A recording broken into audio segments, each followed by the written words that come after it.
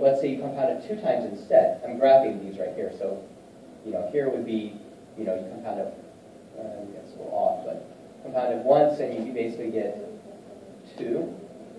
If you compound it more times though, like 10 times, you get a higher number. Here's the numbers you get. So if you compound it 1 time, you get 2. If you compound it 10 times, you get 2.5. If you compound it 100 times, you can see it's actually starting to approach the value of E. And that's what E is. E is basically if you compound it an infinite number of times using compound interest for some period, you come out to the value of E, which is pretty cool. I never, until like a month ago, didn't even know where E came from. And so that was pretty amazing to me, a very intuitive understanding of what E is. So that's E. How does that fit into where this value comes from? Well, there's what's called Euler's formula, which is this beautiful mathematical equation. You can see here. So it's e to the ix equals cosine x plus I sine of x. Yeah, and then there's also like probably one of the most beautiful formulas in mathematics, which is e to the I pi equals 1 plus 0, which is a great, you got 5 of the most important numbers, 0, 1, e, I, and pi, all in this formula, which is really beautiful. But, okay, so how does this work, though? I, if you guys don't know, is the imaginary number. So that's the square root of -1. And I don't, basically what this formula is saying is if you have the complex number plane where you have real numbers on the horizontal axis, and you have imaginary numbers on the y-axis. I think it's called the Gauss plane or something. Well, as you raise e to the ix, as you raise x, it effectively spins around that unit circle in the complex plane, which I don't understand why that happens. It seems crazy, but you get that motion by raising x, e to the ix.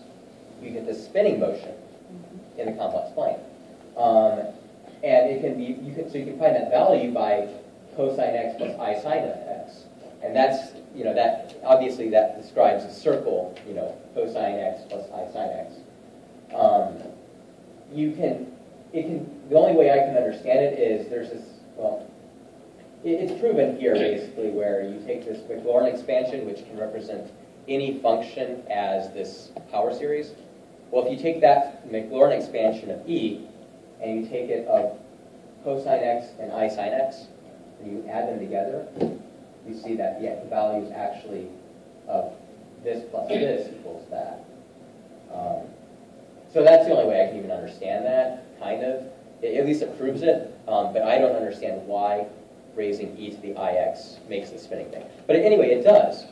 And so that kind of helps explain, if you go back to the Fourier Transform, why it's using e to the I something. Because that effectively gives you motion, spinning motion, which is similar to the cosine plus sine, which, all waves are basically, they can be looked at kind of like something spinning in a circle. That gives you that sinusoidal shape. So that's the Fourier Transform.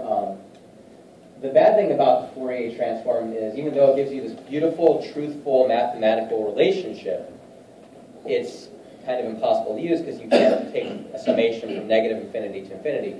That's why there's the Discrete Fourier Transform, which looks like this, basically. And so it's just same thing, but it's discrete. Simple enough. I'm not going to go any farther on that. Okay, and then, so that's the discrete Fourier transform. Then there's one step farther where you have what's called the fast Fourier transform, which is kind of like the Valhalla of this whole study. It's a way to quickly calculate the discrete Fourier transform. I went through like the derivation of one of the algorithms for the fast Fourier transform, and it was crazy. This crazy, difficult recursive function. I'm not going to go into that because I don't even understand it all the way. But basically what it gives you, though, is to calculate the discrete Fourier transform, its complexity is O n squared, O sub n squared. The fast Fourier transform is big O of n log n. So for really big numbers, that becomes really substantial. That's what, and the fast Fourier transform, by the way, there's multiple algorithms for it. And the definition of the fast Fourier transform is anything that gives you that complexity in log n for calculating the discrete Fourier transform. So let's see. Oh, one other thing I meant to show was I was curious about the E spinning on circles, so I did a little program to keep on raising E to this power, and indeed it does give you a circle, which is cool. Anyway, so here's an example of using the fast Fourier transform. So a little bit of stuff to utilize its value. But basically, so here I have this function, which is it's a function that looks like this when plotted, and it's the sum of 2 times cosine of 4, all these things. So it's basically it's something that's going at it's a wave. It's a sine wave at 4 hertz plus a sine wave at 10 hertz plus a sine wave at 20 hertz. And the amplitude of each of those frequencies is 2, 5, and 3. The amplitude, by the way, is given by multiplying coefficient out front of the sine function. So this wave is made up of, you can see how it changes. And actually, we could even change one of these values, like let's say if we change this value here and rerun it. You can see it became more simple because I changed the coefficient of this out to be 0. And if I change, oh wait, no, not there. Here. Yeah, here. So if I change this one, for instance, and rerun it, it's a simple sine function. So you can kind of see how it's this, it actually works, adding up these simple sine waves does give you a more complex wave.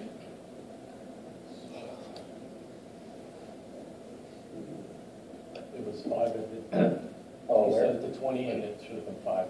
Oh, okay. 5 and 2. Or 5 and 2, Okay, that one's better, I think. Yeah. So, okay, so that's what the wave looks like, the convoluted wave. And then down here, we perform the Fourier transform on it, and basically we just get back my little function here, which employs the fast Fourier transform. It gives you back the frequencies, and then the amplitudes of each of those frequencies as x and y.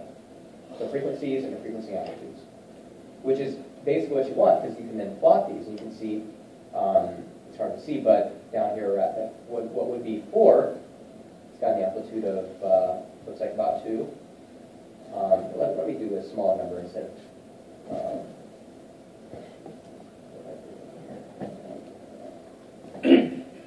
Oh, there we go. Okay.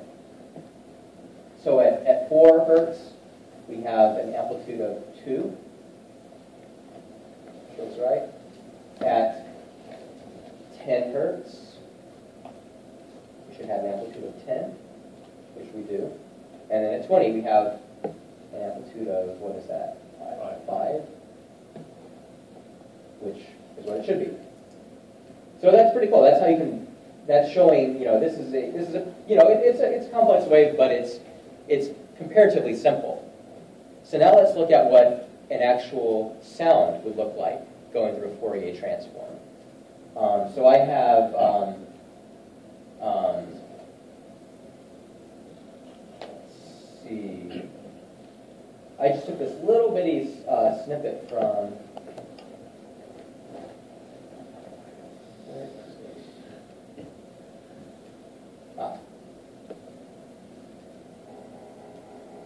It's the first note in Moonlight Sonata, just a little snapshot of it.